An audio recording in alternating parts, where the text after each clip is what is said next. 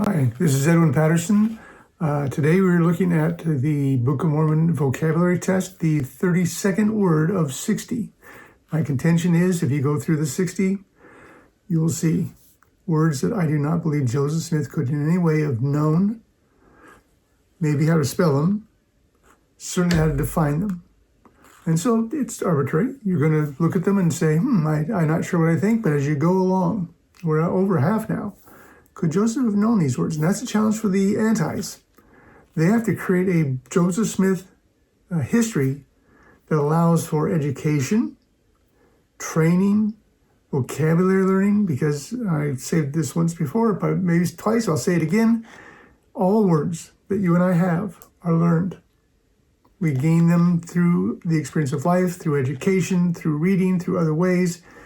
We learn what the word is, how to spell the word, and how to define the word. It becomes trickier when there are multiple definitions. In this case, there are three we're going to be looking at. The word is travail, with an S, travails. Now, travails is only used one time in the entire body of Scripture. Travail is used often in the Bible, some in the Book of Mormon, and once in a while in the Doctrine and Covenants, so it certainly is around. The reason I chose this word, though, is because the phrase it's found in, it's a very beautiful one.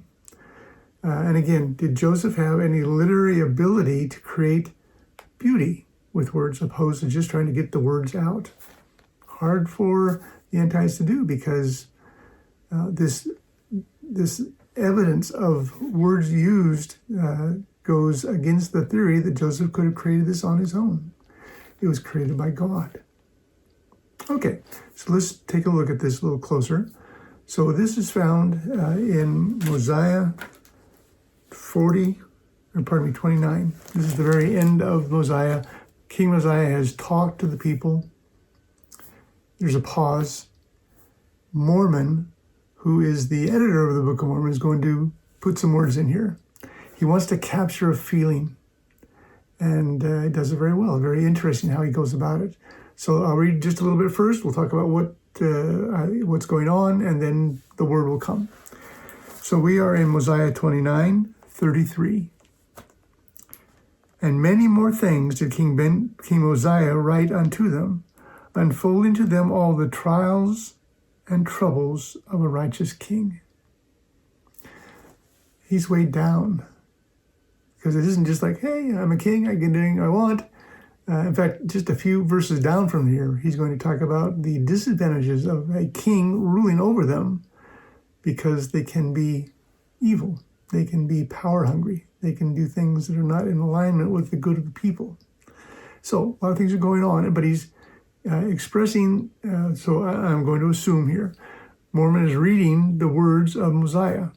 He doesn't want to put all the words in, but he wants to capture the feelings, and it is, again, the trials and the troubles of a righteous king. Now travails is going to come. Yea, all the travails of soul. Now, you read that and go, big deal. But that's beautiful to me. Travails of soul. Travails with an S of soul is found nowhere else in the entire body of Scripture. Travail of soul is found once in Isaiah 53. So what does that mean? What is the definition of it? So let's go first of all. So we have travails. 77% of my people spell it right. The ones that got it wrong put the spelled it with a V-A-L-E-S. Wrong. 51% got the definition right, which is pretty impressive. How would you define travails? So it is the third definition in the 1828 dictionary, the English Dictionary of the American Language, and it is to labor in pain, to toil. So you're not having a good time doing this. There's a lot of pressure on you. But when he puts of soul in it, it's beautiful to me. Now, if you look up soul in the 1828 dictionary, there are 16 different possible definitions, a lot. The one that I feel fits beautifully is the 13th definition. Well, what would it say?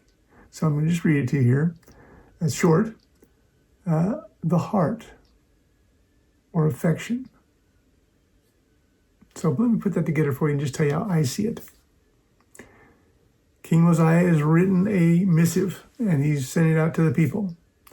Mormon has read the missive, and he's not going to put the whole missive in there. He's going to cover it down a little bit. And in the part where Mosiah is saying, man, this is a hard deal, or Mormon says, let me just shorten that up a bit. So again, we read in verse 33 of Mosiah 29, and many more things did King Mosiah write unto them. So again, he's writing, and Mormon's editing. He's cutting out.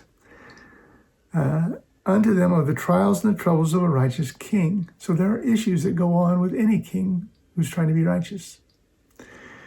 And then, yea, all the travails of soul.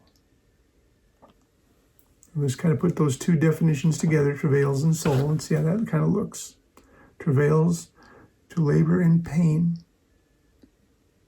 to toil with the heart, having affection. That's, again, there's 16 different choices for soul. Maybe that isn't the right one. It was fit for me. That helps me see the angst that Mosiah is going through very well. Now, did Mormon write those exact words? No, because it was translated. I don't know what he said. But the translation's sweet and very poignant to me. And all he's trying to do in his editing is make this thing small enough to be a book of 588 pages and say the things that he, the editor, Mormon, wants to say.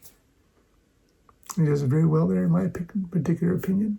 Okay, so let's say fine on that. That is the 32nd of 60 words, travails. Let's go on to the next. Thanks so much.